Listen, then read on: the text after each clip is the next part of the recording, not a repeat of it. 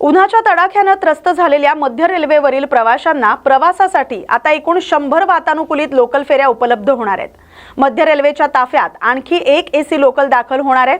या लोकलच्या मदतीने मध्य रेल्वेच्या मुख्य मार्गावर 14 एसी लोकल फेऱ्या चालवण्यात येणार आहेत। यामुळे मे महिन्याच्या उकाड्यात एकूण 100 लोकल फेऱ्यांचा दिलासा रेल्वे प्रवाशांना मिळणार आहे। मार्च महिन्याच्या सुरुवातीपासूनच मुंबई परिसरात उन्हाच्या झळा वाढल्यात, त्याचा परिणाम प्रवासावर जाणवू लागलाय। रेल्वे स्थानकावरील बाटलीबंद पाणी असो किंवा स्थानकाबाहेरील उसाचा रस, ताक, शीतपेय, रेल्वे प्रवाशांची पावलं तिकडे वळू लागलेत। दुपारच्या वेळेत उन्हाचा पारा चढत असल्याने गरम झळा सहन करत प्रवाशांना प्रवास करावा लागतोय आणि त्यासाठीच ही एक लोकल वाढवण्यात आली आहे।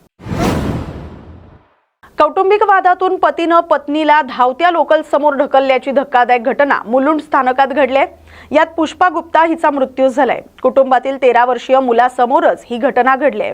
मुंबई रेल्वे पोलिसांच्या विशेष कृती दलाने 20 तासात फरार आरोपी राजू गुप्ता याचा शोध घेत त्याला बेड्या ठोकल्यात। राजू गुप्ता हा पत्नी पुष्पा आणि 2 मुलांसह मुलुंड पश्चिमेकडील रामगड इथं राहत होता। राजू आणि पुष्पा यांच्यात सातत्याने भांडणं होत होती। भांडणामुळे पुष्पाने स्थानिक पोलिसात तक्रार दाखल केली होती। रोजच्या वादाला कंटाळून काही दिवस पुष्पा माहेरी उत्तर प्रदेश इथं गेली होती।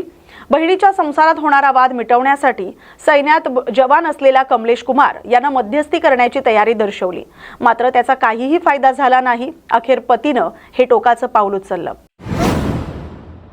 राज्याचे परिवहन मंत्री प्रताप सरनाईक यांनी विधान भवन इथं एसटी कर्मचाऱ्यांच्या प्रलंबित प्रश्नांवर महत्त्वपूर्ण बैठक घेतली। कर्मचारी संघटनांच्या मागण्यांवर सविस्तर चर्चा करून त्या टप्प्याटप्प्याने मार्गी लावण्याचे निर्देश प्रशासनाला देण्यात आले। या बैठकीत एक मोठा दिलासा देत सेवानिवृत्त एसटी कर्मचाऱ्यांना पत्नी समवेत वर्षभर मोफत प्रवासाची सुविधा देण्याची घोषणा करण्यात आली। तसंच चालक वाहकांवरील कारवाई, आगार व्यवस्थापनातील अडचणी यांसारख्या मुद्द्यांवरही सकारात्मक भूमिका घेतली गेली। यावेळी संघाचे अध्यक्ष सदाभाऊ खोत आणि पदाधिकाऱ्यांसोबत चर्चा झाली। एसटीचं कामकाज अधिक पारदर्शक आणि कर्मचारी हिताचं करण्यावर भर देण्यात आल्याचं मंत्री सरनाईक यांनी स्पष्ट केलंय।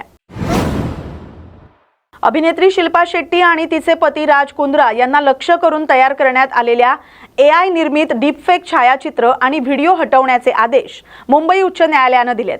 न्यायमूर्ती शर्मिला देशमुख यांच्या एकलपीठाने सुमारे 28 संकेतस्थळांना ही सामग्री हटवण्यासाठी आठवड्याभराची मुदत दिली।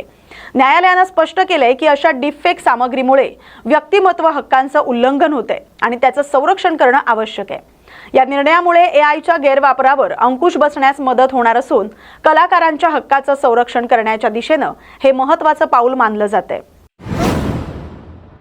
महापौर रितू तावडे आणि विरोधी पक्षनेत्या किशोरी पेडणेकर यांच्यात विविध मुद्द्यांवरून आरोप प्रत्यारोप सुरूच आहेत।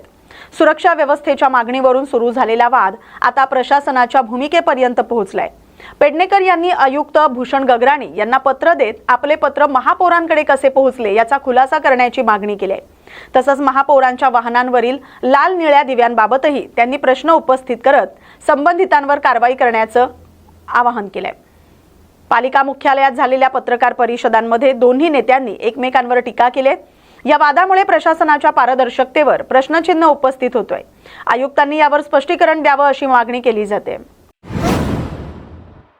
सिडको क्षेत्रातील पाणी टंचाई दूर करण्यासाठी सरकारकडून तातडीने उपाययोजना सुरू करण्यात आल्यात। राज्यमंत्री माधुरी मिसाळ यांनी विधानसभेत माहिती देताना सध्या 342 MLD पाणी पुरवठा होत असून 30 MLD तुटवडा भरून काढण्यासाठी प्रयत्न सुरू असल्याचं सांगितलंय। खारघर, कामोठे, नवीन पनवेल आणि तळोजा भागात काही प्रमाणात पाणी टंचाई जाणवत असून यावर तोडगा काढण्यासाठी लवकरच मुख्यमंत्री देवेंद्र फडणवीस यांच्या अध्यक्षतेखाली बैठक होणार आहे। ठाण्याच्या धर्तीवर पाणी वितरणासाठी नवी यंत्रणा उभारण्याचाही विचार सुरू आहे। या उपाययोजनांमुळे सिडको परिसरातील पाणी पुरवठा अधिक सुरळीत होण्याची शक्यता व्यक्त केली जाते। या बातमीसोबतच मुंबई बुलेटिनमध्ये आता इथेच थांबतोय। अशाच महत्त्वाच्या बातम्यांसाठी पाहत राहा न्यूज मराठी 24/7। नवा भारत, नवा विचार।